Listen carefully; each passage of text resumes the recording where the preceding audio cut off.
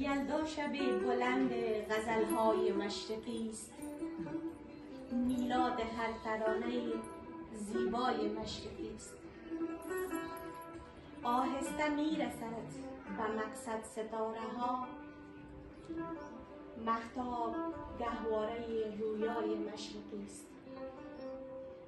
سرما حریف قصه مادر بزرگ نیست، دستش لحاف کرسی گرمای مشرقی است.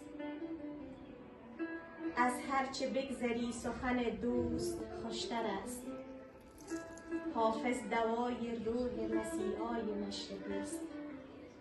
سیب و انار و پسته شیرین و ترش و شور، طعم اصیل یک شب یلدای مشرقی است.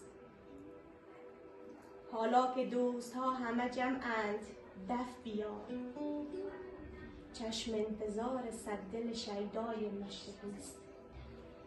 یلدا شبی یکی شدن آفتاب ماه، میلاد هر ترانه زیبای مشرقی است.